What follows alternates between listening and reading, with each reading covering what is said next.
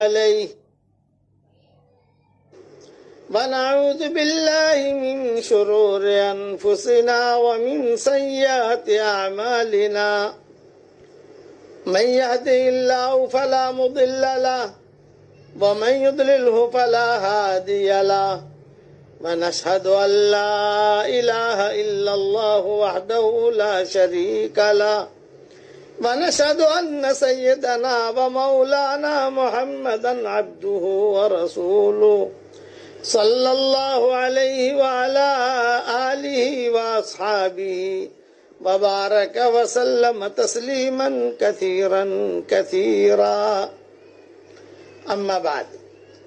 قابل احترام مائیں بہنیں بیٹیاں بہوئیں بچیاں ہمارے بھائی دوست ہمارے ساتھی، سلسلہ وار مضمون حضرت محمد صلی اللہ علیہ وسلم کی سیرت کا، اور یہ 21واں بیان ہے.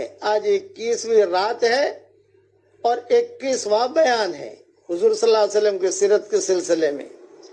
اور ہم پہنچے ہیں، آپ صلی اللہ علیہ وسلم کی عمر شریف 12 سال یا 13 سال ہوئی ہے اور شام کا سفر کیا ہے. پہلے یہ ذہن میں رکھ لو کہ حضور صلی اللہ علیہ وسلم نے 3 مرتبہ شام کا سفر کیا ہے. اس میں 2 میں تو سارے علماء کا اتفاق ہے، ایک میں کچھ علماء کا اختلاف ہے. ایک تو 12 سال کی عمر میں آپ نے شام کا سفر کیا ابو طالب کے ساتھ، ابو طالب کا جو قصہ میں نے بیان کیا، اور ایک 20 سال کی عمر میں آپ نے سفر کیا، عبداللہ ابن عباس فرمایا کرتے تھے، اور ایک حضرت خدیجہ کے لے کر حضور صلی اللہ علیہ وسلم نے شام کا نبوت ملنے سے یہ 3 سفر کتابوں میں ملتے ہیں. اس میں 2 میں سارے علماء کا اتفاق اور ایک میں کچھ علماء مختلف ہیں. بس یہ میں نے تاریخی روایتیں ساری بتا دی آپ کو. اب سلسلہ وار وہی مضمون شروع کر رہا ہوں. میں نے 2 مضمون چھوڑ دیے ہیں وقت کی کمی کی وجہ سے، اس لیے کہ آج 21 ہو گئی. اب ہمارے پاس تقریباً 9 دن ہیں، 9 دنوں میں 9 راتوں میں اور باتیں بھی بیان کرنی ہے. ایک تو جب ابو طالب کے ساتھ شام گئے تو لمبا سفر ہوا، اس سفر میں راستے میں کیا کیا قصے ہوئے، نمبر 1. نمبر 2، جب آپ واپس آئے تو واپسی میں کوئی یہ تو فلائٹ تو تھی نہیں، کبھی 2 گھنٹے کے اندر پہنچ گئے شام سے مکہ مکرمہ. بھی آہستہ آہستہ اٹھنیوں کا سفر تھا، آہستہ آہستہ پہنچیں گے. تو راستے میں کیا قصے ہوئے، تقریباً 12-13 قصے جاتے ہوئے ہیں اور 20-22 قصے آتے ہوئے ہیں. وہ اللہ جب بھی توفیق دے گا انشاءاللہ اس وقت بیان کروں گا. اب تو یہ سمجھ لو کہ آپ صلی اللہ علیہ وسلم کو چونکہ بحیر راہب نے کہا کہ کسی بھی حال میں انہیں مکہ مکرمہ پہنچا دو، تمہارے ساتھ یہاں مت رکھو، جب آپ کی عمر 12 سال کی تھی. اور جب یہ بات ہوئی تو چونکہ یہ لوگ علم نجوم کے ماہر تھے اور پتہ بھی چلا کہ یہ لڑکا آیا ہے، تو دور دور سے مرد عورتیں یہ یہودیوں کی، چونکہ یہ بڑے کنبے تھے وہاں پر ان لوگوں کے، شام کے اندر بہت بڑی کالونی تھی، یہ سارے کے سارے دیکھنے کے لیے آنے لگے. بحیرہ راہب نے کہا دیکھو بھیڑ بھاڑ ہو رہی ہے، مجھے کوئی دیکھنے آتا نہیں ہے، اس کو دیکھنے آتے ہیں، یہ اس لڑکے کو دیکھنے آتے ہیں، اس لیے آپ جلدی اسے روانہ کر دو. ابو طالب بڑے ٹینشن میں، اتنا لمبا سفر کر کے آئے اور بغیر دھندے کے چلے جاویں، بھی کچھ دھندا کریں، کچھ پیسہ جمع کریں، کچھ یہ کریں وہ کریں. لیکن خیر اعلیٰ کل حال حضور اکرم صلی اللہ علیہ وسلم کو واپس روانہ کر دیا. اور آپ صلی اللہ علیہ وسلم 2 مہینہ 2.5 مہینہ 3 مہینہ جو بھی مدتیں علماء نے لکھی ہیں، چونکہ واپسی کا سفر ہے، شام سے واپس ہوں گے تو پہلے جورڈن آئے گا، پھر تبوک آئے گا، پھر جو ہے مدائن صالح آئے گا، پھر معلّہ آئے گا، لیلا مجنون کا گاؤں، پھر جو ہے یہ خیبر آئے گا، پھر خیبر کے بعد مدینہ منورہ آئے گا، پھر رابغ آئے گا، پھر مکہ مکرمہ آئے گا. تو یہ تو بڑے بڑے اسٹیشن ہیں، بہت لمبے سفر ہے. تو آپ صلی اللہ علیہ وسلم کو اللہ تعالیٰ نے مکہ مکرمہ صحیح سالم واپس پہنچا دیا. پہلے بھی کہہ چکا ہوں، جاتے ہوئے 14-15 قصے ہوئے ہیں وہ چھوڑ رہا ہوں، آتے ہوئے 20-22 قصے ہوئے ہیں وہ چھوڑ رہا ہوں. وہ انشاءاللہ اللہ جب مجھے توفیق دے گا کتاب لکھنے کی سیرت پر. ہمارے مولانا زبیر صاحب رحمۃ اللہ علیہ تھے، اللہ ان کی قبر کو نور سے منور فرمائے. وہ مجھے کئی مرتبہ انہوں نے کہا کہ بھائی مولوی یونس تم نے اتنی کتابیں لکھ دی، سیرت پر بھی ایک کتاب لکھو اور حضور صلی اللہ علیہ وسلم کی نام بھی جمع کرو. یہ مجھے بار بار کہتے تھے کہ سیرت پر بھی ایک کتاب لکھو. لیکن خیر وقت ملا نہیں ملا، غفلت، ہم جو کام نہیں کر سکے سیرت پر، دوسرے کام آتے رہے. اللہ تعالیٰ جب توفیق دے گا تو انشاءاللہ بہت آسانی کے ساتھ آسان ترتیب کر کے کہ عام آدمی عورت سمجھ سکے سیرت پر انشاءاللہ کتاب لکھیں گے. البتہ حضور صلی اللہ علیہ وسلم کے مبارک نام تو میں نے ابھی جو نئی منتخب 26 صورتیں آئی ہیں اور مومن کا ہتھیار نئی جو آئی ہے اس میں حضور صلی اللہ علیہ وسلم کے نام میں نے جمع کر لیے ہیں اور اصحاب بدرین کے نام بھی جمع کر لیے اور اللہ کے نام بھی جمع کر لیے. سب وہ تو نئی کتابوں میں آ گئی ہے، چھپ بھی گئی، اب چھپ بھی رہی ہے الحمدللہ. اب حضور صلی اللہ علیہ وسلم مکہ مکرمہ پہنچے، لیکن ایک پوائنٹ ذہن میں رکھنا کہ رشتہ دار سارے کے سارے شام میں ہیں. یہاں تو وہ رشتہ دار تو آئے نہیں ہے، جہاں حضور ٹھہرے ہوئے تھے جس مکان میں تھے تو وہ تو آئے نہیں. ابو طالب کی فیملی تو وہاں ہے. لیکن آپ صلی اللہ علیہ وسلم جب یہاں آئے تو اب مکہ والے چونکہ حضور صلی اللہ علیہ وسلم کو پہچانتے تھے تو ہاتھوں ہاتھ جو ہے مکہ والوں نے حضور صلی اللہ علیہ وسلم کو لے لیا. کسی کے گھر میں دوپہر کا کھانا، کسی کے گھر میں شام کا کھانا، کسی کے گھر میں کپڑے. چچا بھی تھے آپ صلی اللہ علیہ وسلم کے جو ہے چچا بھی تھے، ان چچاؤں نے اپنے یہاں رکھ لیا اور آپ صلی اللہ علیہ وسلم کی زندگی گزرتی رہی. 13 سال کی عمر ہوئی، اب جو ہے یہ ابو طالب کا قافلہ بھی واپس لوٹا اور خوب تجارت بھی ہوئی، برکت بھی ہوئی. بعض مورخین نے لکھا ہے کہ اب آپ صلی اللہ علیہ وسلم اتنے بڑے ہو گئے تھے کہ پہچانتے تھے یہ میرا فلاں چچا ہے، میرا فلاں چچا ہے، میرا فلاں چچا ہے، میرا یہ رشتہ دار ہے. یہ پہچاننا تب شروع کر لیا تھا آپ نے. تو بعض کتابوں میں لکھا ہے کہ ابو طالب کا استقبال بھی کیا حضور نے. وہ چچا آ گئے، چچا آ گئے، چچا آ گئے. میں نے کہا 42 سال تک ابو طالب نے خدمت کی ہے اور ابو طالب بھی جب آئے تو حضور سے ایک دن تو چمٹ گئے، کئی دنوں تک الگ تھے. یہ لوگ شام میں تھے. حضور صلی اللہ علیہ وسلم کو معذوری کی وجہ سے بھیج دیا تھا، اس لیے کہ سارے کے سارے رومن امپائر وہ بہت ہی یعنی نظریں لگائے ہوئے تھے کہ کسی طریقے سے حضور صلی اللہ علیہ وسلم کو قتل کریں. تو بھائی راہب نے متوجہ کیا ہے تو آپ آ گئے. اب ابو طالب کو فکر ہوا کہ لڑکے کا کیا کرنا. کئی مسئلے کھڑے ہوئے. ایک مسئلہ تو یہ کہ بھی دھندا بندہ کرے. 13-14 سال کی عمر ہوتی ہے تو بچہ کچھ نہ کچھ کام کرتا ہے، دھندے کا فکر، کاروبار کا. دوسرا یہ کہ اب جوان ہوگا تو اس کی شادی کا فکر،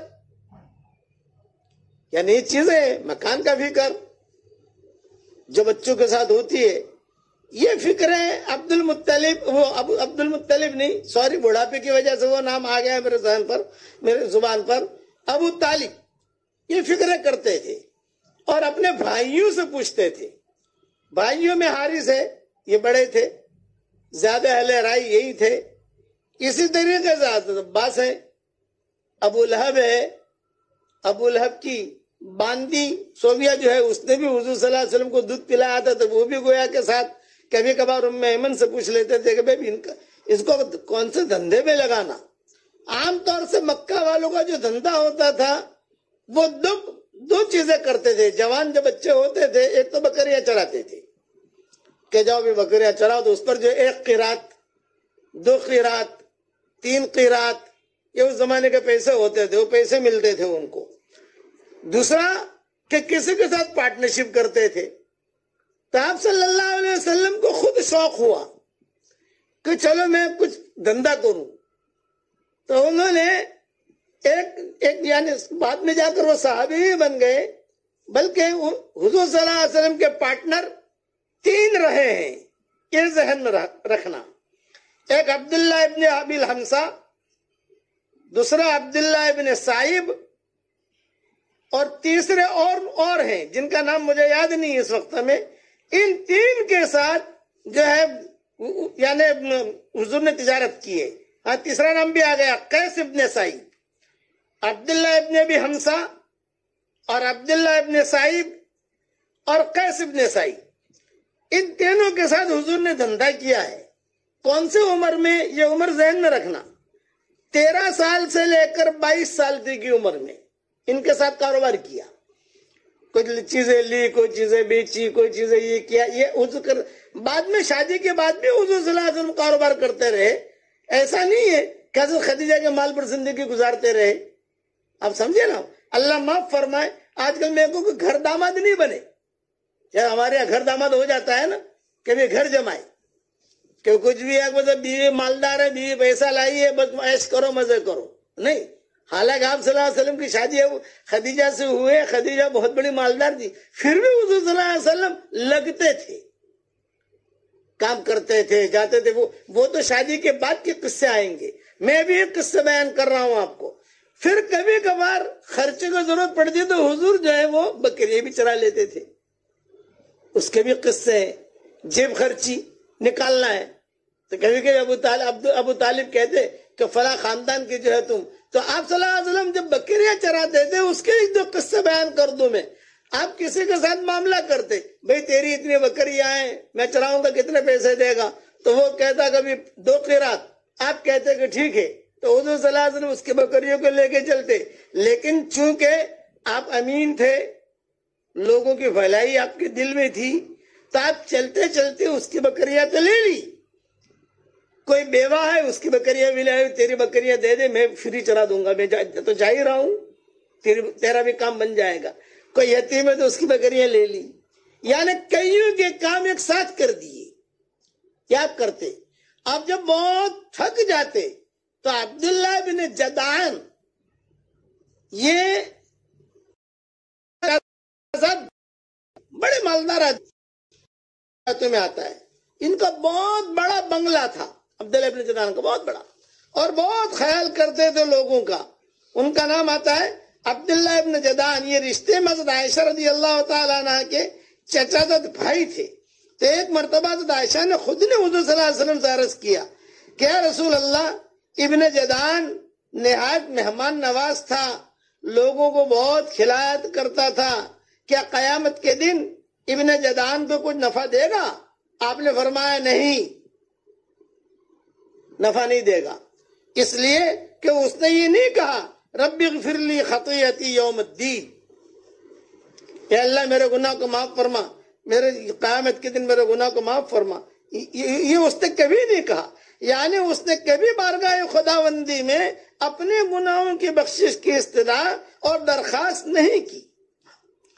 اسی طریقے سے کتابوں میں آتا ہے کہ حضور صلی اللہ علیہ وسلم خود فرماتے تھے میں کبھی چلتے چلتے گرمی میں تھک جاتا تھا تو عبداللہ ابن جدعان کے لگن میں ہی جا کر کھڑا رہتا تھا۔ یہ بچپن کا قصہ حضور سناتے تھے حضرت عائشہ کو کہ مجھے یاد ہے کہ میں تھک جاتا تھا بکریاں چراتے چراتے، مکہ میں گرمی بہت پڑتی تھی، اب سایہ کہاں ہے، کوئی سایہ کوئی جگہ، تو یہ عبداللہ ابن جدعان کا لگن جو تھا وہ بہت بڑا تھا، اس میں سایہ بھی ہوتا تھا، میں وہاں جا کر اپنا بیٹھ جاتا تھا، پاؤں پسار کر، جیسے تھک کر کوئی مزدور بیٹھتا ہے ویسا بیٹھ جاتا تھا کہ اس کا لگن۔ یہ حضرت عائشہ سے شادی کے بعد حضور صلی اللہ علیہ وسلم حضرت عائشہ کو یہ قصہ اپنے بچپن کا سناتے تھے، یہ صحیح روایتوں میں آتا ہے۔ تو آپ جو ہے سب کا خیال رکھتے۔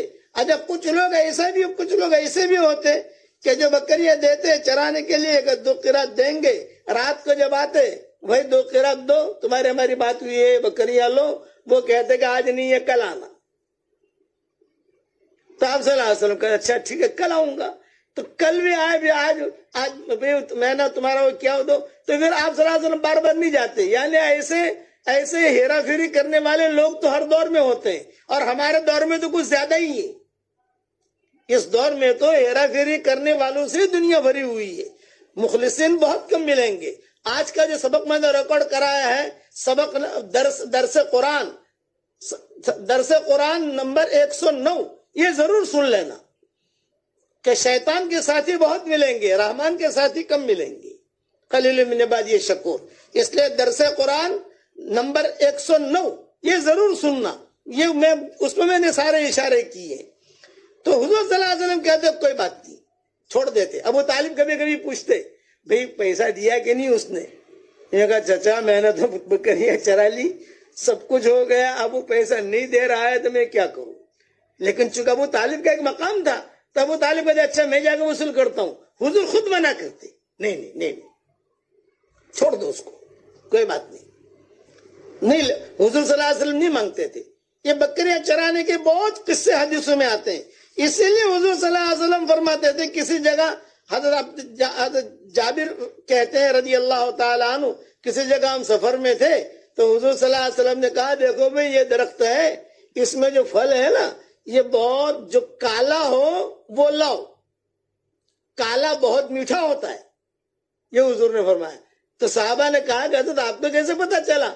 آپ نے فرمایا میں بکریاں چراتا تھا تو یہ پھل جو کالا ایک دم ہوتا وہ توڑ توڑ کے کھاتا تھا، تو مجھے پتا چلا کہ یہ کالا جو ہوتا ہے جو ایک دم کالا ہو بہت میٹھا ہوگا۔ یا فرماتے تھے صحابہ کو جب نبوت مل گئی، غزوات میں جاتے تو آپ صلی اللہ علیہ وسلم کہتے کہ وہ درخت ہے، دیکھو وہ درخت، یہ میرا بچپن کا دوست ہے، یہ میرا بچپن کا ساتھی، کیونکہ میں بکریاں چراتا تھا تو درخت کے اوپر سے جو پھل ہوتے تھے تو میں کالے کالے توڑ کر جو ہے وہ توڑتا تھا اور کھاتا تھا، بڑے لذیذ ہوتے تھے، تو تم بھی جاؤ کالا کالا توڑ کے لاؤ۔ تو صحابہ کہتے ہیں آپ کو کیسے پتا چل گیا؟ بھی ہم تو جانتے ہیں، ہمارا کاروبار ہے۔ آپ نے فرمایا میں نے بکریاں چرائی ہیں اور ہر نبی نے بکریاں چرائی ہیں۔ پھر بعد میں آپ یہ جملہ بھی کہتے کہ نبی نے بکریاں چرائی۔ اس قسم کے قصے کافی ہوتے تھے حضور اکرم صلی اللہ علیہ وسلم کے زمانے میں۔ اب تجارت کے قصے سنو کہ آپ صلی اللہ علیہ وسلم نے عبداللہ ابن حمزہ کے ساتھ تجارت کی، چونکہ حضور صلی اللہ علیہ وسلم بہت ہی امین اور اس شان سے جوان ہوئے تھے کہ سب سے زیادہ بامروت، سب سے زیادہ خلیق، سب سے زیادہ ہمسایوں کی خبر رکھنے والے، سب سے زیادہ حلیم بردبار، سب سے زیادہ سچے امانت دار، سب سے زیادہ لوگوں کا خیال رکھنے والے اور بہت ہی اچھے تھے، لوگ امین سمجھتے تھے۔ ایک پوائنٹ ذہن میں رکھنا کہ حضرت خدیجہ یہ سارا دیکھ رہی تھی کہ یہ لڑکا بہت اچھا ہے، سب مکہ والوں کا کام کرتا ہے اور سب کی جو ہے خیر خبر بھی رکھتا ہے، نگاہ میں تھے۔ یعنی حضور صلی اللہ علیہ وسلم، قریش تو حضرت خدیجہ بھی تھی، قریش تو حضور بھی تھے، لیکن حضور بنو ہاشم، حضرت خدیجہ دوسرے خاندان کی ہے، قریش سب ہے، چھوٹا سا مکہ تھا تو نگاہ میں رکھے ہوئی تھی حضرت خدیجہ کہ یہ لڑکا جو ہے بہت اچھا ہے، یہ لڑکا بہت اچھا ہے۔ میں اس لیے کہا کہ آگے حضرت خدیجہ کا قصہ بھی اسی قسم کا آئے گا۔ تو عبداللہ ابن ابی حمزہ کہتے ہیں کہ میں نے بعثت سے پہلے ایک بار حضور صلی اللہ علیہ وسلم سے ایک معاملہ کیا، میرے ذمے کچھ دینا باقی تھا، یعنی حضور کو لینا ہے اور عبداللہ ابن ابی حمزہ کو دینا ہے۔ تو میں نے آپ سے عرض کیا میں ابھی لے کر آتا ہوں، آپ یہاں ٹھہرے رہیے، میں ابھی آپ کے پیسے مثال دے رہا ہوں، بھی 5,000 روپیہ مجھے آپ کو دینا ہے، آپ بالکل ابھی ٹھہرے رہیے، میں ابھی آتا ہوں۔ یہ عبداللہ ابن ابی حمزہ کہتے ہیں اتفاق سے گھر جانے کے بعد میں اپنا وعدہ بھول گیا، 3 روز کے بعد یاد آیا کہ میں تو آپ سے جو ہے واپسی کا وعدہ کر کے آیا تھا کہ میں پیسہ لے کر آتا ہوں اور میں تو بھول گیا، اور وہی کہہ دیا۔ حضور پتہ نہیں انتظار کر رہے ہوں گے کیا ہوگا، یاد آتے ہی فوراً جو ہے اپنی وہ امانت تھی وہ لی اور وعدہ گاہ پر پہنچا تو آپ کو اسی مقام پر منتظر پایا۔ 3 دن تک بھوکے پیاسے وہیں کھڑے تھے، وہی جنگل کے جو وہ پھل تھے کالے کالے وہی کھاتے ہوئے، کبھی میں نے وعدہ کیا ہے اور وہ آئے گا 3 دن، یہ صحیح روایتوں میں آتا ہے۔ بس جب میں گیا تو آپ نے صرف اتنا فرمایا کہ ارے بھائی تم نے تو مجھ کو بہت زحمت دی، میں 3 روز سے اسی جگہ تمہارا انتظار کر رہا ہوں، لڑائی نہیں کی بھائی، میں 3 دن سے یہاں کھڑا ہوں تمہارا انتظار کر. اور آج اگر کوئی ایسا کرے تو بمبئی چھڑوا دے آدمی، اس کو محلہ نہیں چھڑوائے گا، بمبئی چھڑوا دے گا، انڈیا ہی چھڑوا دے گا. کہ شرم نہیں آتی؟ کیا بھکاری سمجھا ہے ہم کو؟ کیا ارے غیرے سمجھا ہے؟ اور وہاں حضور صلی اللہ علیہ وسلم 3 دن تک جو ہے وہ کھڑے رہے. پھر آپ نے دیکھ کر فرمایا بھئی تم نے مجھ کو زحمت دی، میں 3 روز سے اسی جگہ تمہارا انتظار کر رہا ہوں. یہ روایت کئی کتابوں میں علماء نے لکھی ہے. عبداللہ ابن صائب فرماتے ہیں کہ یہ بھی حضور کے پارٹنر تھے کہ زمانے جاہلیت میں رسول اللہ صلی اللہ علیہ وسلم کا شریک تجارت تھا.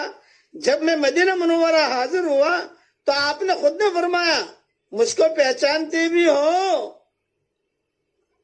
عبداللہ ابن صائب کو، یہ مسلمان ہو کر آئے، بعد میں نبوت ملی، اور تو جب وہ مسلمان ہو کر آئے تو حضور صلی اللہ علیہ وسلم نے خود نے کہا مجھ کو پہچانتے بھی ہو؟ میں نے عرض کیا حضرت کیوں نہیں، کنت شریکی فنعم الشریک لا تداری ولا تمہاری، آپ تو میرے شریک تجارت تھے اور پارٹنرشپ تھی میری اور آپ کی، اور کیا ہی اچھی پارٹنرشپ تھی کہ کبھی کسی بات کو ٹالتے نہیں تھے اور نہ کسی بات میں جھگڑتے تھے. یہ عبداللہ ابن صائب کہتے ہیں. ان کی عمر جو ہے بہت لمبی ہوئی عبداللہ ابن صائب کی.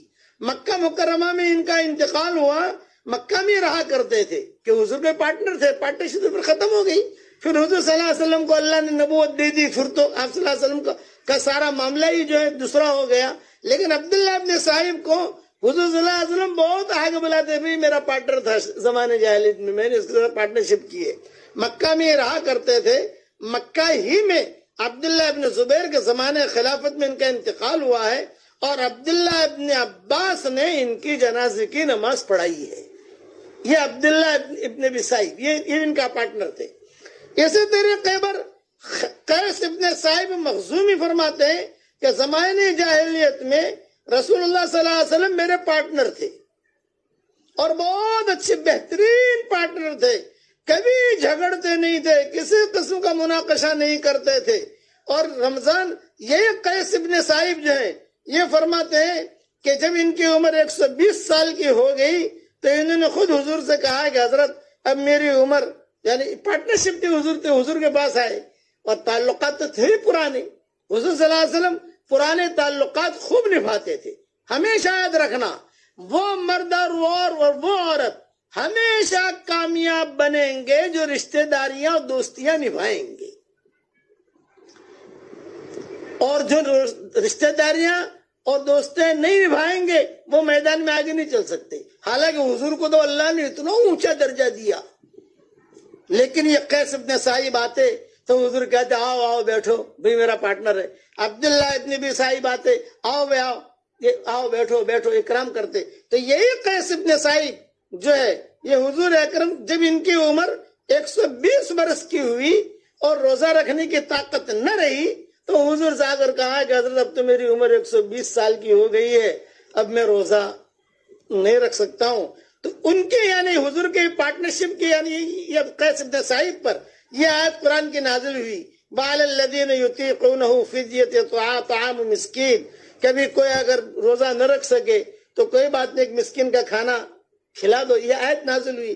چنانچہ رمضان کا مہینہ آتا تو قیس ابن صائب فرماتے میری طرف سے روزانہ ایک مسکین کو 1 سا غلہ دیا کرو، روزانہ دیا کرو. یہ حضور کے زمانے میں یہ قصے ہوتے تھے. تو قیس ابن صائب کے بارے میں یہ آیت نازل ہوئی. ابو حاتم فرماتے ہیں میرا گمان ہے کہ قیس ابن صائب عبداللہ ابن صائب کے بھائی ہیں.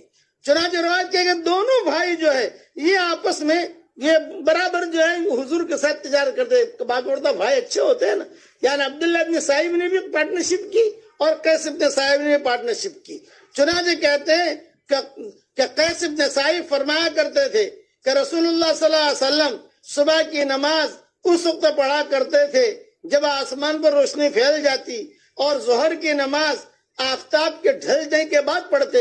یہ روایت قیس ابن صائب بیان کرتے صحابہ سے.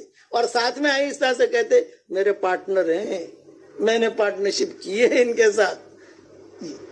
یہ حضور صلی اللہ علیہ وسلم کے پارٹنرشپ کے قصے، بقیہ تفصیل انشاءاللہ کل پوری کروں گا. یہ ذہن میں رکھو کہ اب آپ صلی اللہ علیہ وسلم کی عمر 13 سال 14 سال 15 سال ہو رہی ہے اور یہ قصے حضور صلی اللہ علیہ وسلم کے ساتھ ہو رہے ہیں. میرے 2 وعدے آپ لوگوں کے ساتھ باقی ہیں انشاءاللہ. ایک تو 12 سال کی عمر میں مکہ مکرمہ سے شام کا سفر ہوا، شام تک کے 14-15 قصے ایک. دوسرا جب آپ کو فوراً واپس کیا گیا مکہ مکرمہ، وہ بیچ میں راستے کے 20-22 قصے اللہ تعالیٰ جب بھی توفیق دے گا انشاءاللہ ایک ایک کر کے بیان کر دوں گا.